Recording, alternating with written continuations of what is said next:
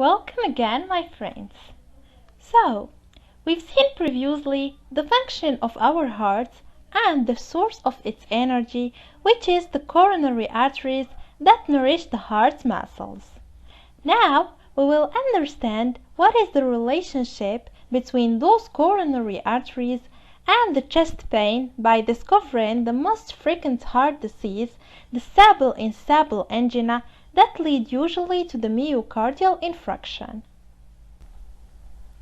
First, we should know that it's about the first leading cause to death in a developed country. Also, statistics had shown that men are more affected by this disease than women. So first, let's start by defining what is an angina. Angina or angina pectoris is a chest pain due to a decrease in the oxygen supply to the myocardium, which is the heart muscle. This pain is especially constrictive, median, and retrosternal, which mean that it is located in the middle of the chest behind the sternum. This pain also can radiate to the neck, the lower jaw, and the upper limbs, especially the left one. The most important cause of this angina is the coronary atherosclerosis.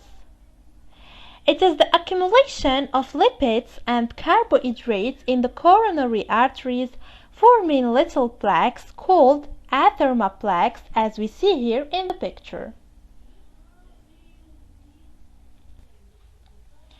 Due to this atherma plaque, as we see here in the picture, the passage of blood in the coronary artery becomes limited.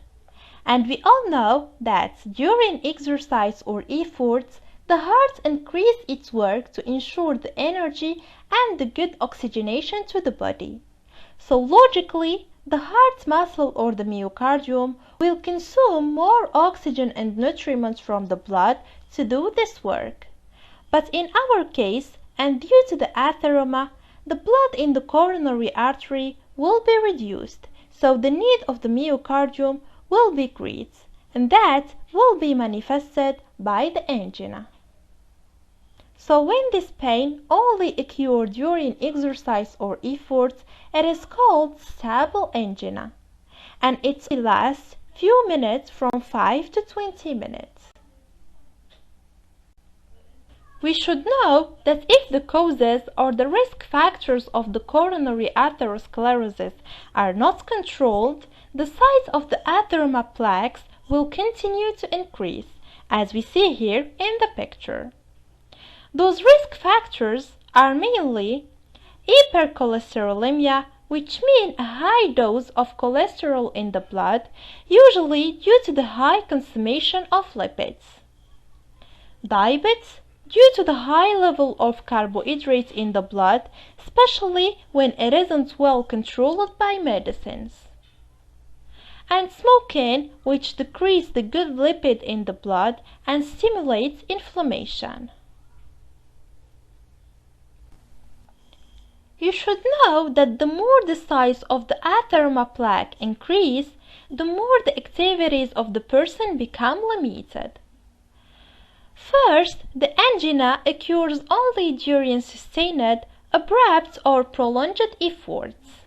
Then, it occurs during brisk walking, when climbing stairs quickly or sloping walk, also in a cold weather, and during emotional shock due to the natural artery contraction.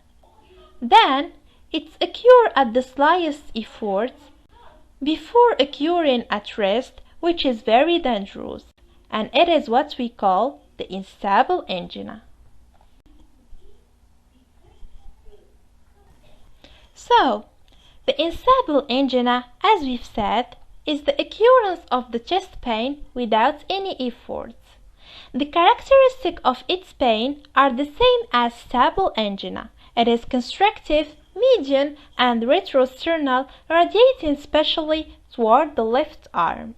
It is a proof of a heart muscle suffering due to a significant lack of oxygen in the myocardium.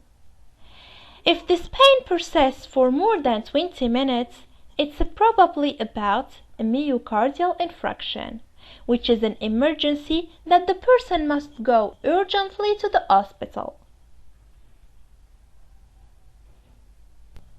This myocardial infraction is the final stage of the atheroma plaque.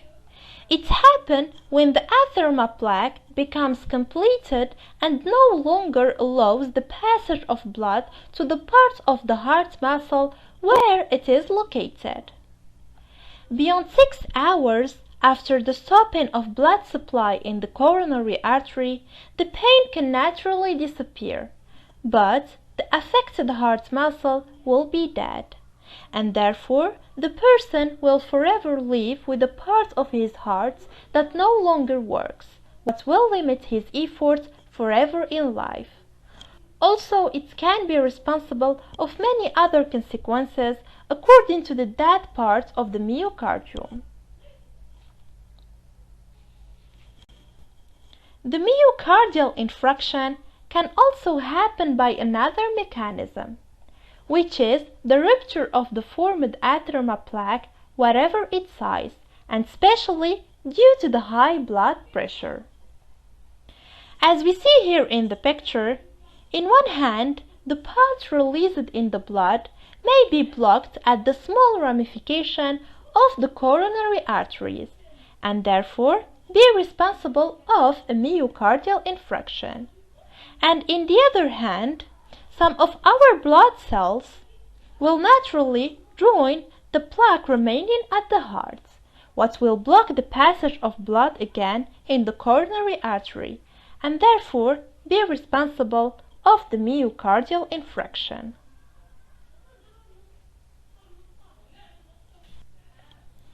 So, what we have seen in this chapter is only the example of a single atheroma plaque in the heart, but in real, it's usually about many atheroma plaques installed at the same time in different ramifications of the coronary arteries. You should know that the more there are atheroma plaques in the heart, the more the risk of cardiac arrest becomes great, and that's what makes the atherosclerosis so dangerous.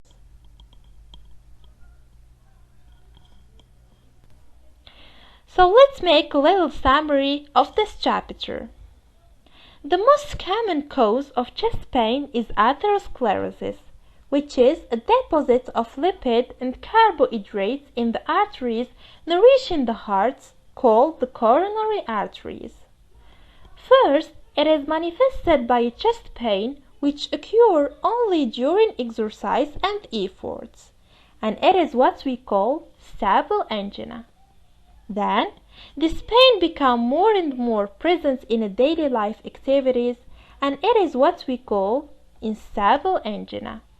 Then, this pain arrives and persists for more than 20 minutes, even in rest, and it is what we call myocardial infraction that can leave the person with the forever heart damage if it isn't treated in time. So now the questions are, what should we do in front of this pain and how we could prevent this dangerous disease? Let's respond to these questions in the next chapter.